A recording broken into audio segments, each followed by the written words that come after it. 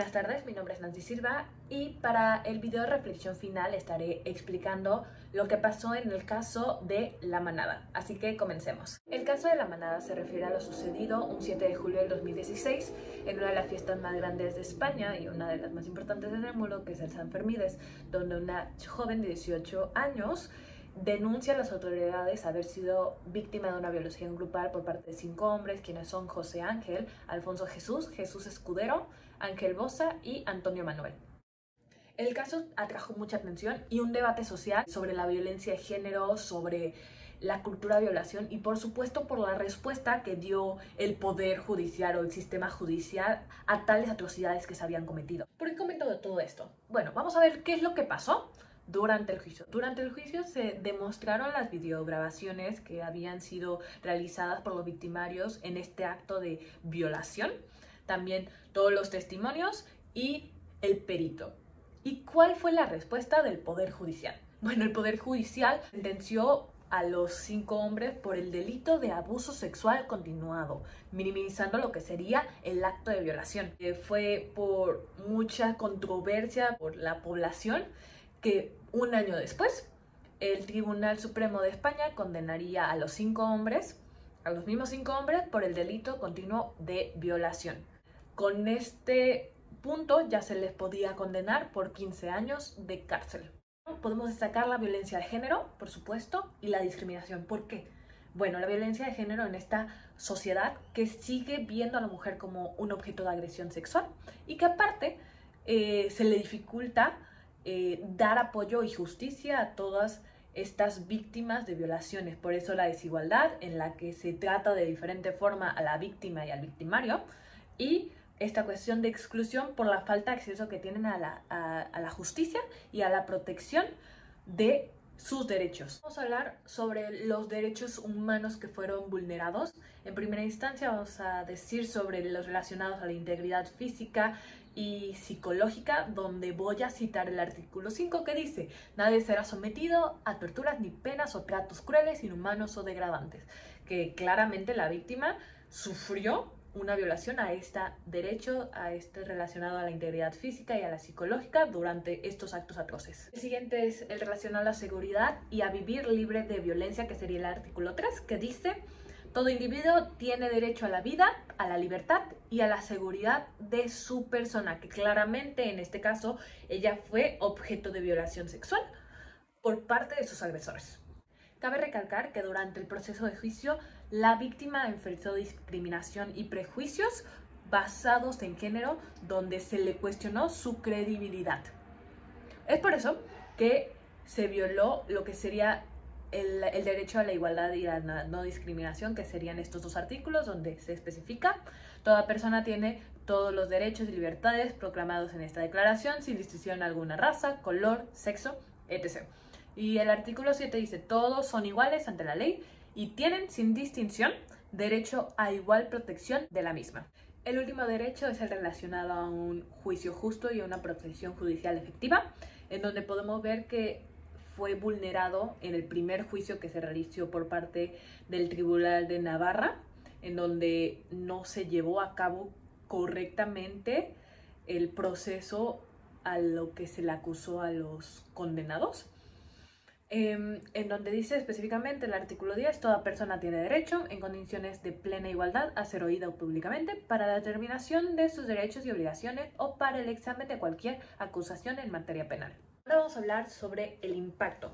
En primera relación con los involucrados, que sería la víctima, no podemos negar, y está más que obvio, que va a enfrentar lo que serían traumas emocionales por los actos cometidos hacia su integridad física, hacia su integridad psicológica y por supuesto todas las dificultades que vienen de poder reconstruir tu vida después de un acto de violación. ¿Por qué? Porque ya no confías en las personas. O sea, realmente es todo un proceso psicológico que hay que llevar de manera profesional la víctima para poder seguir adelante por tales atrocidades cometidas por un grupo determinado de personas. Y ahora, socialmente hablando, este caso podemos ver una cuestión de que la confianza hacia lo que sería el Poder Judicial se rompió en su momento, se criticó, y eso es lo que también me llevo por parte de la cultura española, que no se dejaron, sabían que estaba mal la sentencia y eso permitió un proceso justo. Sin embargo, si no se hubiera llevado de esa manera, si se hubiera llevado como el poder judicial lo había determinado por primera instancia, se hubiera perpetuado la cultura de impunidad hacia lo que son los casos de violencia de género.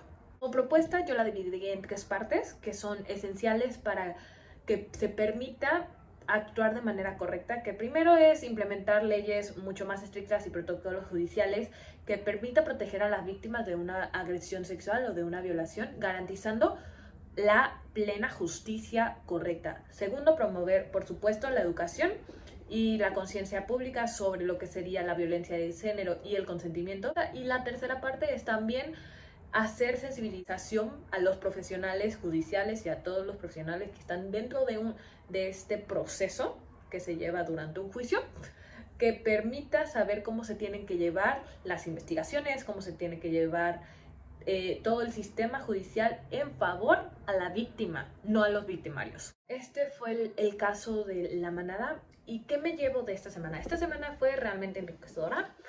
Fueron 4 días que me pude empapar, me pude comprender cuáles fueron los términos correctos, pude entender significado de tales o tales términos. Y eso me permite crecer primero como persona, me permite entender, me permite comprender otras realidades que se viven y darme cuenta que estando en el siglo XXI seguimos teniendo situaciones que son impactantes, que realmente me sorprende cómo parece que no hemos evolucionado como personas, como, o sea, acabamos de terminar de una pandemia que nos dejó completamente rotos, pandemia que debería habernos sensibilizado de lo que realmente está pasando en el mundo. ¿Y qué es lo que vemos después de la pandemia?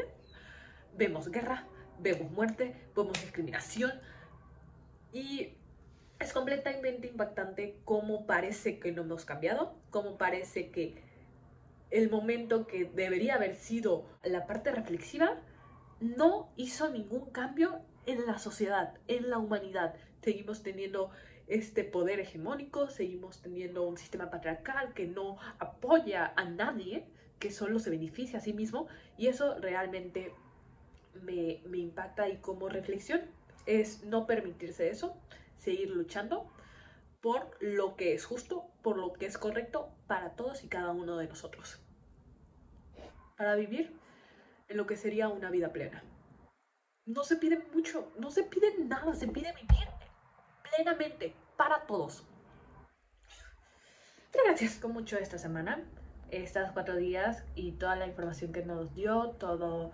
Me llevo mucho que reflexionar, me llevo mucho que investigar y siento que, y esta es una de las reflexiones que quiero comentar, siento que estando dentro del Tecnológico de Monterrey es como una burbuja que a veces nos impide no nos permite ver correctamente lo que está pasando mundialmente y ni siquiera lo que está pasando en nuestro estado, lo que está pasando en nuestro México, ¿no?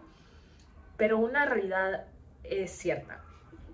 Todos y cada uno de nosotros estamos siendo violentados, estamos siendo discriminados por una o tal cosa, ¿no?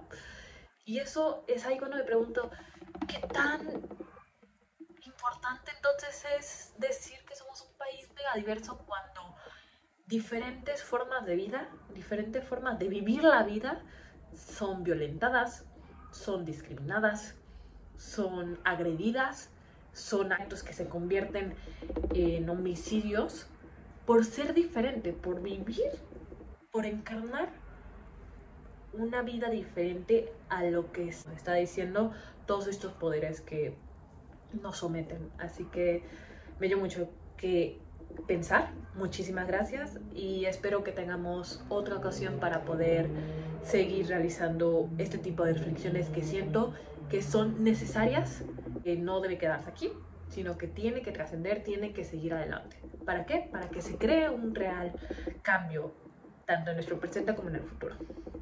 Muchas gracias. Mi nombre es Nancy Silva.